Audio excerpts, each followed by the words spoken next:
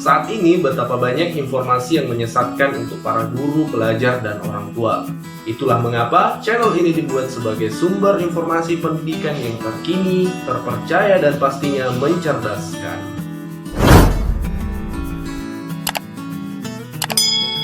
Assalamualaikum warahmatullahi wabarakatuh, dan kembali lagi di channel Guru Abad 21. Kali ini kita akan menjawab 10 pertanyaan seputar asesmen kompetensi minimum atau pengganti ujian nasional yang mulai berlaku tahun 2021. Nah, ini akan ada 10 pertanyaan dan beserta jawabannya yang paling sering ditanyakan oleh baik guru, siswa, dan orang tua. Nah, termasuk salah satunya, apakah AKM ini mempengaruhi kelulusan atau tidak? Nah, baiklah, untuk pertanyaan-pertanyaan itu kami akan ambil dari lembar tanya jawab asesmen nasional yang sudah dibuat oleh Kementerian Pendidikan. Jadi ini adalah jawaban resmi dari Kementerian Pendidikan melalui file PDF yang sudah kami dapatkan, dan akan kami bacakan 10 pertanyaan dan 10 jawaban terkait pertanyaan tersebut.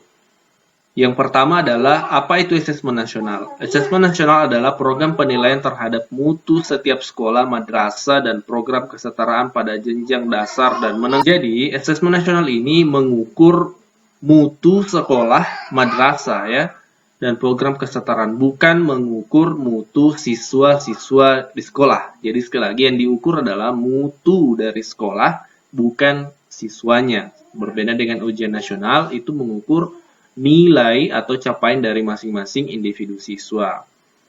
Lanjut. Nah, ini apakah asesmen nasional menentukan kelulusan peserta didik?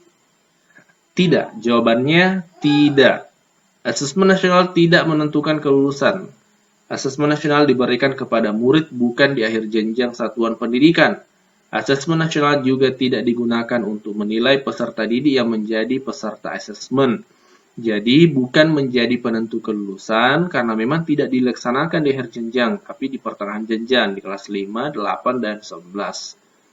Hasil asesmen nasional tidak akan memuat skor atau nilai peserta didik secara individu, jadi tidak akan ada nilai individu dari setiap peserta didik.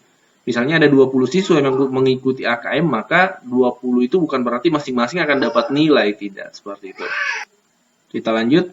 Siapa yang menjadi peserta asesmen nasional?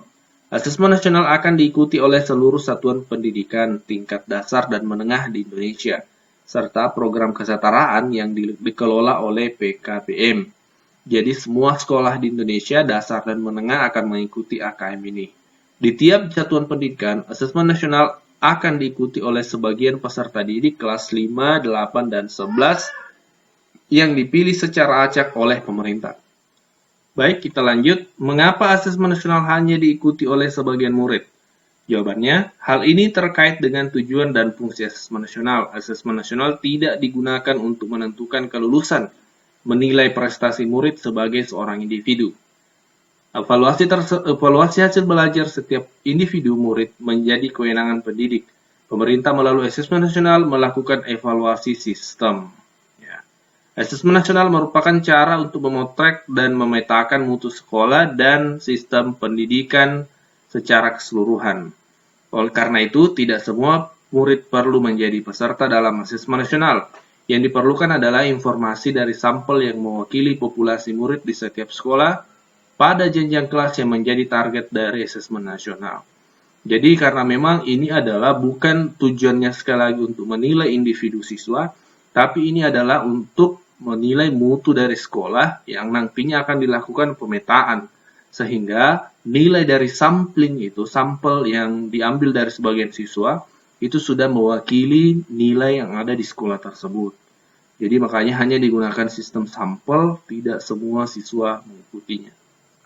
Lanjut, instrumen apa saja yang digunakan dalam asesmen nasional? Ya, ini perlu diketahui. Asesmen nasional itu ada 3 instrumen. Jadi, siswa akan melalui 3 ini. Yang pertama adalah asesmen kompetensi minimum yang mengukur literasi membaca dan literasi matematika. Kemudian, survei karakter yang mengukur sikap, nilai, keyakinan, dan kebiasaan yang mencerminkan karakter murid. Yang ketiga adalah survei lingkungan belajar yang mengukur kualitas berbagai aspek input dan proses belajar mengajar di kelas maupun di tingkat sekolah. Jadi 3 ini yang pertama AKM, survei karakter, dan lingkungan belajar. Ringkasnya, AKM ini akan ada tes tentang literasi dan numerasi. Survei karakter ini tes karakter istilahnya. Kemudian survei lingkungan belajar. Nah, oke, lanjut. Bagaimana bentuk soal asesmen nasional? Nah, bentuk soalnya itu sangat berbeda dengan ujian nasional, di mana ujian nasional itu hanya ada satu jenis soal, yaitu pilihan ganda. Nah, di AKM itu tidak, ada 5 jenis soal. Pilihan ganda kompleks, di mana siswa memungkinkan menjawab lebih dari satu jawaban. Nah, untuk contoh soalnya seperti apa? Di channel ini sudah banyak contoh soal yang sudah kami bikinkan videonya. Silakan cek di channel ini. Selanjutnya menjodohkan. Nah, nanti kami cantumkan juga linknya di deskripsi untuk contoh-contoh soalnya.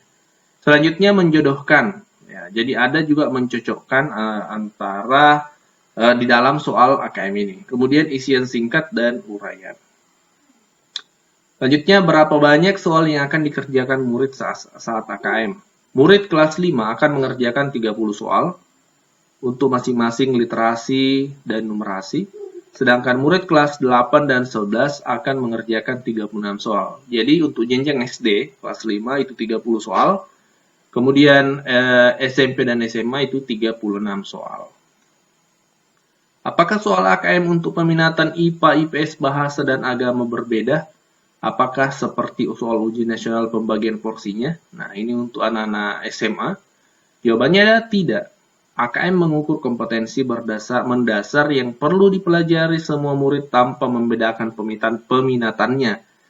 Oleh karena itu, seluruh murid akan mendapat soal yang mengukur kompetensi yang sama. Keunikan konteks beragam, materi kurikulum lintas mata pelajaran, dan peminatan tercermin dalam ragam stimulus soal-soal AKM. Jadi, tidak ada pembeda antara IPA, IPS, Bahasa, dan Agama.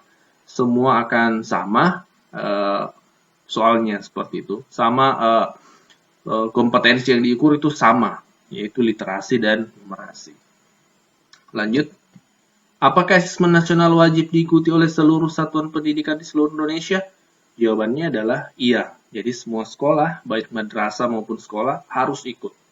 Asesmen nasional dilakukan di seluruh sekolah, madrasah maupun bahkan PKBM di wilayah Indonesia. Bisakah guru melakukan asesmen nasional survei lingkungan belajar dari rumah? Nah, jadi guru pun akan mengikuti asesmen nasional, tapi bukan di AKM dan survei karakternya. Guru hanya ikut pada yang terakhir, survei lingkungan belajar. Jadi bisa tidak dilakukan dari rumah? Jawabannya ya.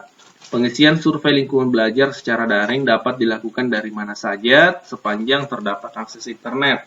Jadi survei lingkungan belajar ini ternyata ada akses online-nya, sehingga bisa dilakukan di mana saja. Lanjut. Nah, oke, demikianlah 10 pertanyaan yang kita bahas pada kesempatan ini. Semoga bermanfaat. Dan jika ada pertanyaan, silakan berkomentar. Kita diskusi di kolom komentar. Baik, Assalamualaikum warahmatullahi wabarakatuh.